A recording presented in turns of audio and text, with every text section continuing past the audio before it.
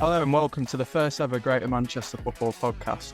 Within each episode of the podcast, we'll be covering stories and talking to guests involved in football in our local Greater Manchester community across multiple different areas of the game, including playing, coaching and refereeing.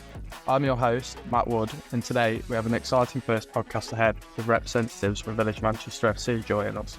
Village Manchester FC, if you didn't know, are based near central Manchester and are an inclusive club for everyone. They are LGBTQ plus friendly club who welcome anyone who loves football across their 6 different teams.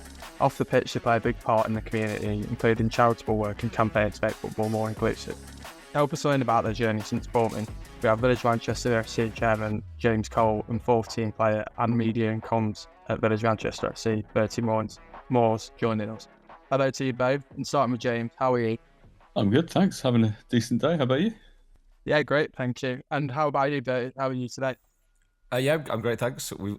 This is being recorded at the same time as the France-Spain semi, so if I'm occasionally distracted, then I do apologise. Yeah, I think that's all on our minds, being big football fanatics. So I appreciate you joining us during the game. So it's brilliant to have you both. So first of all, obviously I introduced it briefly there, but could you tell us a bit more about Village Manchester FC and specifically what the club means to you? Yeah, I'm happy to start. So, Village Manchester FC was formed in 1996 by a group of friends who wanted to play football but didn't feel comfortable joining any existing football team. It's kind of gone from strength to strength, really. Certainly, the early years, it was a bit of a struggle. You know, you're always trying to get a team out and so on. But in more recent times, we doubled in size more or less in 2018 and doubled again almost after the pandemic. So yeah, it's been a long journey, but we're now one of the biggest LGBTQ plus clubs in the world. Great. And what about you, Bertie? What does Village Manchester mean to you? I mean, it can mean a lot of different things to a lot of different people. I think for some people, it's a place where they feel like they can be comfortable in football for the first time. And on the other hand, there are other people who might have been involved in football for many, many years. And it's actually a place where they find they can marry their love of football with people who are like them. So there's lots of different ways in which people can kind of find their place in our community, but also we hear a hell of a lot about people who've not felt welcome in football, but also there's a lot of people who start to feel welcome in the gay community through a means of making friends through the sport they love, basically. I'd say in my case, to specifically answer your question, I moved into Manchester after the pandemic, and it was just a fantastic means of having gay friends, but also playing football, which I'd done 11-a-side ever since I was playing in leagues in Bolton as a poor level amateur junior player, and it kind of killed 2 birds with 1 stone for me. Okay, so did you play football previously with other teams before joining Village Manchester, or has it always been just joining in with Village Manchester then? No, so I played in the Bolton and Bury District Junior Football League from about the age of 12 for a number of years, and then played a bit at school when those kind of leagues ceased, when people get to college. Then played at university in my college's K team, and then transferred from what we believe was the biggest open age club in the country to the biggest gay football club in the country potentially. So yeah, I've kind of played in a lot of different teams over the years, some junior, some straight, some gay, and in all of them I've kind of felt welcome in, and that's my own personal experience. Amazing. So James, you touched on it actually. What has the journey been like to get you to where you are today and having lots of players across teams and feeling comfortable and enjoying the football? The journey is an interesting one, actually. So I don't necessarily think it's anything that Village Manchester have done that's seen us grow to the size that we are. It does help, obviously, that we are, if you Google gay football team, we come up quite high up the rankings, and we are based in central Manchester, so it's easy for people to get to us.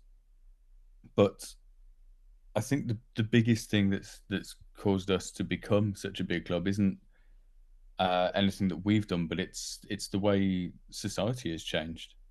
There are a lot more LGBTQ plus people out there now who want to play football, or who think that they should have the right to play football, compared to certainly when I was, leaving school.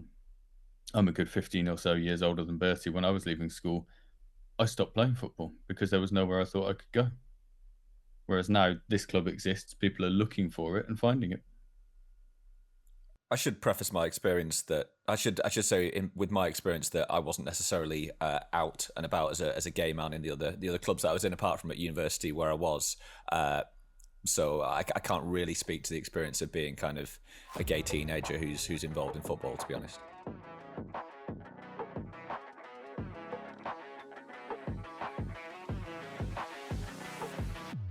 Yeah, I've touched on kind of what I was going to ask next about thing, but have you seen, like you mentioned you have really, but what sort of changes in attitudes have you seen to the way that Village Manchester are perceived in society and on the pitch, like over time? Has there been any particular things that stand out around that, or is it just as society has developed that attitudes have changed naturally? So I think, attitudes now are night and day compared to back in the 80s when I was born. But there's kind of two elements to it. Firstly, there is the element that society has changed. LGBTQ people do feel more included and do feel more able to go out and find the things that they want to do. But on the flip side, society hasn't changed as much as it could. Homophobia is still out there. I was doing some research for something else I was doing the other day, and there was a study in 2020 or 2022 where 6% of respondents said that if their child came out as LGBTQ+, they would not support them. And another 10% said they didn't know if they would support them. So you're looking at a society where LGBTQ+ people want more. They want to be able to go and do the things they want to do. But they still don't feel comfortable necessarily joining, for want of a better phrase, an ordinary football team. So yeah, society has changed. It really has changed. Things have come a long way. But there is still a necessity for clubs like us. It hasn't changed to the point that homophobia has gone away. Do you believe that there's anything that other clubs could adopt then from Village's methodology and ideas around inclusivity in football? Absolutely. I mean, the single biggest thing Village has done in football, certainly in Manchester anyway, is be visible. We exist, we're here, and we're playing football against you every Saturday or Sunday.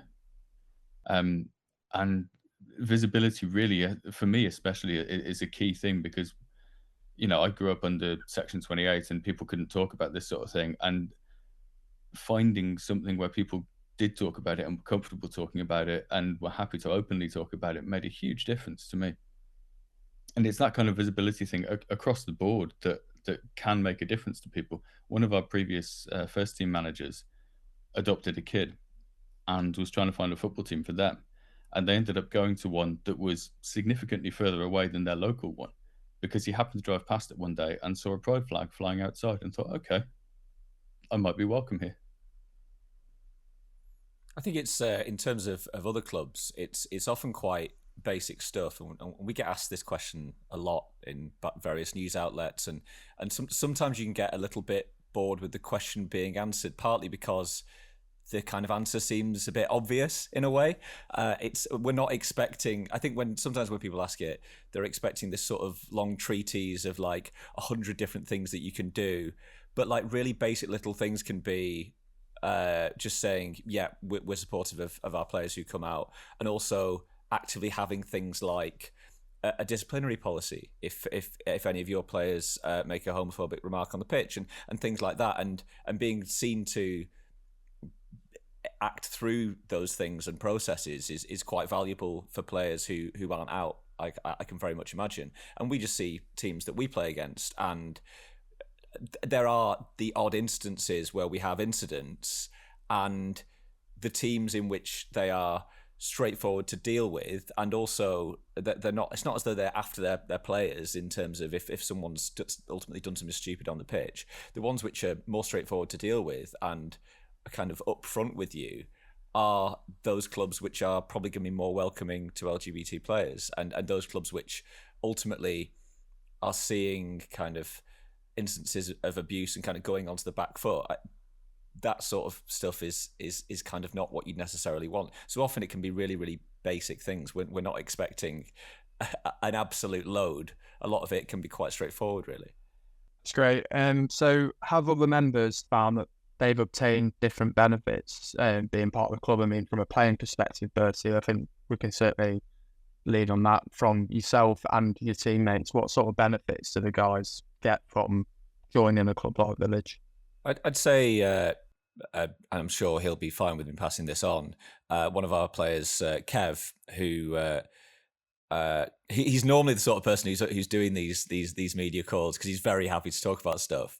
But to use his story as an example, he's someone who, in an adult space, never felt sort of welcome in football. Was a big Burnley fan.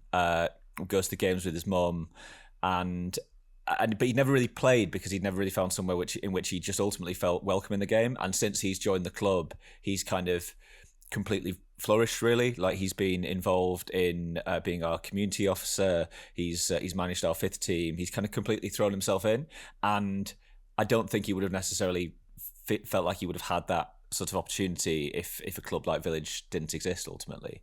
But there's such a wide range of different stories from different people and the different things that they get out of the club. But you use that as an example of someone who has got a lot out. And how about you, James? Obviously, you mentioned earlier when you were growing up, there wasn't the opportunity to kind of play football in an open environment. Obviously, I assume that you've kind of ventured from playing into the chairman role. Could you just tell me a bit more about your journey and kind of the transition on that? I mean, I do still play as well, for a given value of playing. But yeah, yeah, I mean, just finding the club in the first place made a big difference to me because I didn't think I was ever likely to play football again. At least certainly not in any competitive sense. But then having found the club, I did slowly start to get pulled into the organisational side, and yeah, it's kind of reached the point now where I'm the chair and I'm trying to organise the whole thing most of the time, and it can be a lot of work. It really can. I mean, we've got 6 teams plus a Sunday session at the moment. There's a lot going on at the moment. We're trying to organise more than 50 people to go to Vienna next week for an international tournament. There is a lot that goes on behind the scenes, but it's absolutely worth it to give football to people who, like me, didn't think they'd ever get football. And when James says there's a lot that goes on behind the scenes, part of the reason for that is that there's just a lot that goes on in the club, and you talk about, you sometimes see stuff kind of what I'd kind of describe as morons online who'll say, oh well, why do they have a gay football team? And it's like, well, you could join as well if you want. We've got many straight players, but as part of being part of a gay inclusive club, we're also plugged into kind of other things that I feel that a lot of other clubs wouldn't necessarily do if you were playing for a Sunday League team. So we go on these international tours every year. We have social events which are tied in with our sponsors in the Gay Village. We play in tournaments with other gay teams within Britain. So 5-a-side tournaments. So we have away games in London or in Birmingham or in Bristol or in Cardiff. And it is a much more sort of rounded experience than being part of kind of some other clubs might be, where you are turning up just on a Sunday to kind of play through the mud and mire at Turn Moss in Stretford. Do you think then that the perception of the club being gay and inclusive perhaps limits some straight players joining because they think that's what it's about? Obviously, it's not necessarily like that, but do you think that people feel with it being a gay inclusive club that they can't join? Is there a certain perception around that, or is that not something you really face? That's a tough one to answer because we can't really speak for people who don't join us. But I don't. We can go off indicators, can't we? Yeah, well, I think a lot of the straight people who have joined us have joined because they find us more welcoming as well. They don't like that kind of, for want of a better phrase, toxic atmosphere that can exist in other football teams. And obviously, I mean, our priority is always our LGBTQ plus players. But we're a very totally inclusive club. We're open to anybody, and we have a number of straight players who really enjoy being with us. Our first team manager, Danny, for the past 3 years, he's straight. There's lads in all the teams that are straight, and I think they also have an understanding that as much as as much as straight players are incredibly welcome within the club, and some of them have been kind of instrumental in us doing things over the past few years, I use Danny as an example, but to their credit, they do generally also understand that it's a club that has a wider purpose, and that effectively it is specifically there to serve a certain community. But I don't think that people feel that sort of treads on their toes a little bit. I mean, there's even some in a positive way that I think, particularly some of the lads who've got girlfriends, when they go out on a night out with the gays, the girls are quite happy with that, because they know that they're all going out with the lads, and there's not really going to be any girls involved. So I think in a kind of social sense, a lot of the lads who are straight get an awful lot out of the club as well, and that's part of the purpose of Village, that we are involving other people, and those allies are an important part of our community. Yeah, I suppose that comes back round to what you touched on, what the club actually means to different people. So it's great that everyone can kind of get that out of the club. So touching on sort of campaigns and community, Village have always been a leading profile in campaigns for campaigning for possible change. You've been involved in Manchester Pride, Rainbow Laces, Football Vote v Homophobia, to name a few. What impact are these campaigns actually having, and are there any limitations around them? For me, I think, again, the main impact is always the visibility. It's really important to make other people aware that there are LGBTQ plus people in football. I think it's kind of hard to see how much impact they are having, because, like I said before, things have changed so much in the last decade. Things have improved, but it's kind of hard to judge how far it's gone. If you look at something like the Kick It Out campaign, the FA's Kick It Out campaign had a really, really strong effect on racism within the game. Obviously, it's still there to some extent, but then racism in society has reached the point where everybody knows you can't be racist. If somebody says something racist, everyone in the room stops. And we're nowhere near that point with homophobia yet. Perfect. What about you, Bertie? What do you think surrounding campaigns? Do they have any limitations? Is there anything that we can do more to support these in football? I think the limitations are that the visibility is incredibly important, but we obviously see a lot of things which are kind of tied to either kind of big businesses or leagues or football associations and stuff. And I think the thing that kind of crosses people's minds, to use an example with kind of Jordan Henderson going to Saudi Arabia, that in the background there might be a kind of element of tokenism that sometimes people worry about is actually behind the scenes, particularly when there's kind of a lot of big money in football that's swilling around, potentially from countries which aren't as accommodating to LGBT people. Look at where the two World Cups have been and will be in the coming years. I think they're very much welcome, the campaigns, but people are just aware that kind of when push comes to shove, they want that feeling that they'll be backed up on issues that kind of pertain to them, basically. So moving away from the negatives, what is football doing right, and what practically does make a difference other than raising visibility? Is there anything that can be done to practically help the community and the club? I think in terms of one practical thing, something that would never really get reported on in newspapers and isn't really a sort of flashy thing, but on the administration side, the kind of turnaround time from a complaint being raised within a league is often kind of just practically very long, and one of the easiest things that could be done is just to make that process quicker. Like, we can hear an awful lot about campaigns around visibility and kind of booting homophobia out of the game, but ultimately if you submit a complaint about abuse and it takes several months to turn around, then that is obviously kind of practically more of an issue to LGBT players in the day-to-day than a player wearing rainbow laces ultimately on the grassroots level. I think there are some things that are improving. I mean, just the fact that they are talking about it now is a big deal. They want to make it a big thing. They want to make it like racism, and they understand.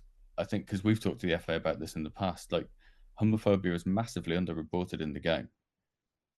2 straight players will use homophobic slurs towards each other in a match and not even know that they're using hate speech, let alone care.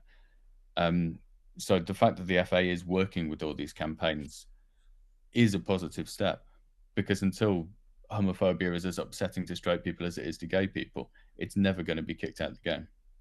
Yeah. So is this the biggest challenge really then for LGBT clubs and the people within? Is it abuse on the pitch, homophobia?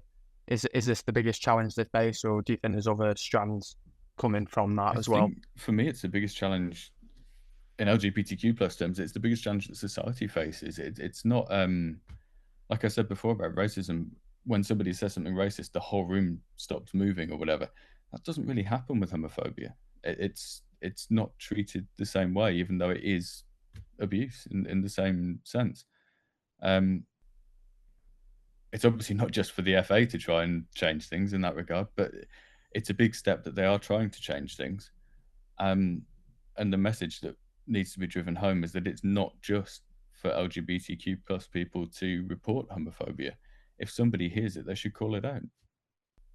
Perfect. So do you have anything to add on that, Bertie, around abuse on the pitch? Obviously, being a player himself, I'm sure you've probably experienced it with a teammate at least on the pitch. Do you have any experiences to draw to, just to elaborate on that a bit more?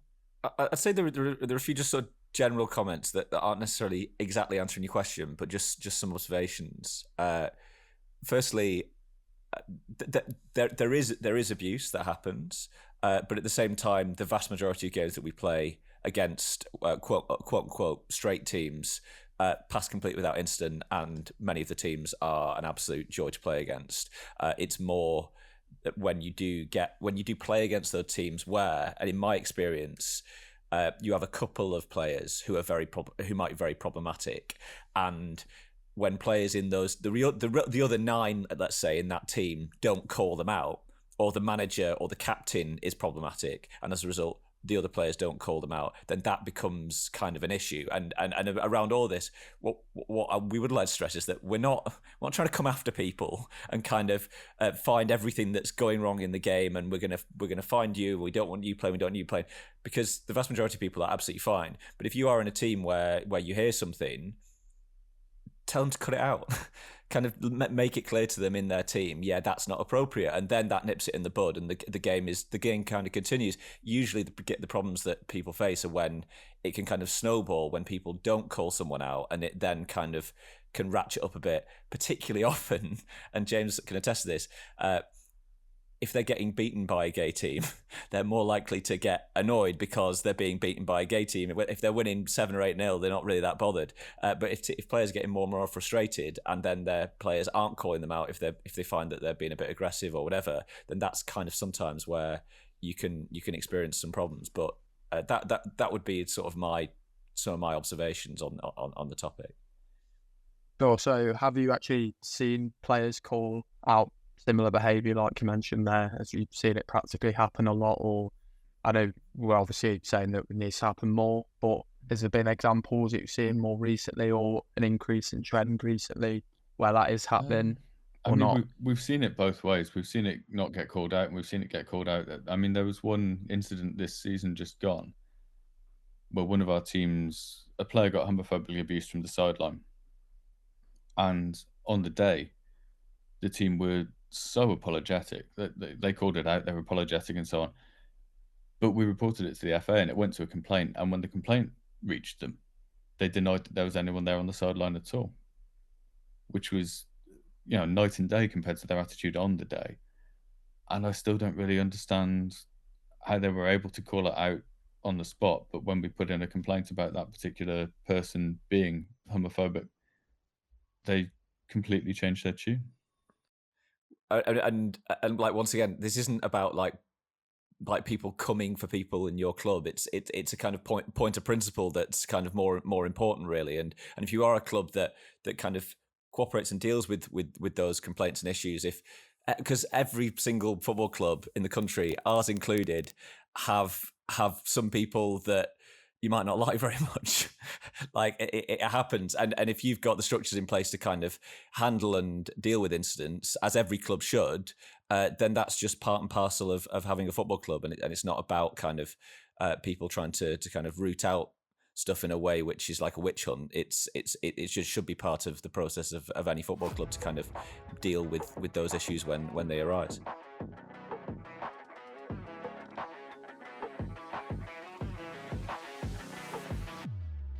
Moving to more recent history, from a bit of research I've done, obviously the club have enjoyed a lot of success, I think, over the time period since forming, with the most recent one in May, in the Gay Football Supporters Network Cup. You've become champions for the 5th time after victory the 2024 final at Tranmere Rovers Prenton Park. What did that mean to the club, and how delighted are you to have put your name on the trophy once again? Yeah, these trophies against the other gay teams are kind of very, very important to the club. I know that some clubs take some of them more or less seriously than others, but I think that we always like to sort of think of it as being a kind of cornerstone of kind of what we're about. The club's won it 5 times now, which is more than any other club, which is fantastic. But I think particularly this year, there was a real concerted effort to have players from all of the teams from across the club, and that was why it was such a valuable thing. For context, this is the cup competition organised by the Gay Football Supporters Network, which is effectively, it can almost be described as like a union or organising body for all of the gay LGBT football clubs in the country. Most of these are sort of men's teams in the main, it should be said. But they organise various tournaments, cups, leagues for their members, and the league's fantastic. And we get to play against other teams and go on away trips and go on nights out with the guys in other teams. But the cup this year was fantastic because we had such a huge range of abilities that were taking part, and the vast majority of the players that we played across the tournament this year were LGBT, and it was a real fantastic moment to kind of bring players together from across the club. And in my instance, like I'm rubbish, like I'm absolutely terrible. So if I can play in a team where I look up and there's some really high quality players next to me, you kind of learn a lot yourself as a footballer, and it brings out a lot more sort of learning about the game as well. So it's a really fantastic tournament that we love to get involved in. And the final this year was at Prenton Park, where Tranmere play, which was an amazing occasion. And it was quite a close game for much of it, and yeah, a fantastic occasion for the whole club. I think it is always great when we can get players involved from across the club, because it can sometimes be difficult because the club is so big to get everyone socially engaged, and to have a squad of 20 players that's a complete mix is always. I mean, it's a great laugh for one thing, but it's really great to see the teams merging and mingling and making new friends and so on. And we love the GFSN competitions as well, just because I mean our matches against the other LGBTQ plus teams are some of the most competitive games we play. I think amidst all this conversation, something that we should say is that we are a gay and inclusive football club, but at the same time we're also a competitive football club, that we play in divisions around Manchester like any other club, but also the games that we play against other gay teams are also highly competitive as well. The fact that we're inclusive doesn't preclude us from kind of taking the football side of things seriously in the teams where that is the case. So is there any particular favourite moments from it? It could be involved in the same tournament over the years, or what are kind of the highlights for you both playing and just your general time at the club thus far? I've got a few highlights. I mean, a couple of years back, we won our division of the Lancashire and Cheshire League, and we won it by winning our final game of the season 10-0 in Flixton, which was a brilliant result. Last season, we got to the final of the County Cup, or the Amateur County Cup, which was a tremendous achievement for the team. That's undoubtedly the biggest thing that we've ever achieved in kind of domestic football. And from the LGBTQ side of things, in Paris in 2018 at the Gay Games, we reached the final of the football competition. We were the highest ranked European club, and we ended up in traditional English style losing on penalties to West Hollywood. But just getting to the final was such an achievement. And I'm really hoping that we can do something similar in Vienna next week. Perfect. And what about you, Bertie? In terms of a wider thing, probably just making a fantastic bunch of mates that I wouldn't have otherwise been able to make. They're very much kind of on tap and all there as soon as you join the club. People who kind of want to go out and socialise and are very welcoming. And it's not always easy for people to make gay friends. So having that kind of background interest really can help. In terms of like a specific moment, the last 16 match that we had in the cup competition this year was such a absolute pain to organise due to train strikes and stuff that I think we only had kind of 12 or 13 players, and 6 of the players were in our 5th team, including myself. And we kind of completely burgled a penalties win in that one. So that was a sort of very valuable memory for myself, because we kind of had no right to win the game given the circumstances that we had an away trip to London for. Yeah, that was fantastic. And all the tours are brilliant. And if you are listening and you might know someone who's gay or is LGBT, or know someone who's LGBT yourself, all of these things are things which you can kind of access from joining a club, not necessarily ours, but a club like ours across the country. Great. So you mentioned the next one up, James, is Vienna. Is there any other future plans on tours front? We might be a bit early with you probably planning in the process for Vienna. But do you have anything in mind coming up for that? I mean, we already know where our next few competitions are. So Vienna is next week. Next year, we'll be doing the Euro Games in Lyon. The year after that, we'll be doing the Gay Games in Valencia. It's coming to Cardiff soon, the Euro Games. I think that's the year after Valencia. So that'll be a good one. We've also got, obviously, in 2026, it's our 30th anniversary. We're going to be hosting the GFSN tournament, which is the sort of national LGBTQ summer five-a-side tournament. I'm really looking forward to having everyone in Manchester for that. I'm hoping we can do some other exciting stuff for our 30th anniversary as well. Hopefully winning in Valencia. So I wanted to get into some future plans, not just tours, as I've just mentioned, for Village Manchester, both on and off the pitch. What kind of plans do you have to continue your journey and make an impact in football and further society? I think one of the big things that we've started recently is we've always had a kind of lot of teams and a lot of kind of competitive 11-side football, but we've also recently launched a kind of much more informal session for people who maybe just want to come for a kickabout and might not necessarily want to get involved in 11 stuff, which is specifically for LGBTQ plus people, because ultimately if you're straight, there are all sorts of places that you can go to, and if you were gay, you could also go to all of those. But at the same time, that kind of more siloed off session, which is a little bit less competitive, is very important for a lot of people, because a lot of people want to play competitive football, but there's also a good number of gay players who might not have ever felt comfortable playing before, so are kind of starting from scratch and want somewhere where they can come along and kind of feel welcome. So that's been something that we're looking to continue and grow into the future, I'd say. Is there anything to add on that on top, James? That was the main thing I was going to talk about. The only other thing I'd love to see in this club's future is for us to actually have our own home ground, but that's, a pipe dream at the moment, unfortunately. It's the one thing we struggle for is space and places to store things. And, we have teams training at different times all over the place. We use 2 different home pitches. It's complicated, and it would be so much better and easier if we could have our own home ground, but that's something we need to build towards. Yeah, how many thousands of clubs across the country are saying exactly the same thing? Well, yeah. Yeah, absolutely. I think it's difficult for a lot of clubs to find their home, like I mentioned.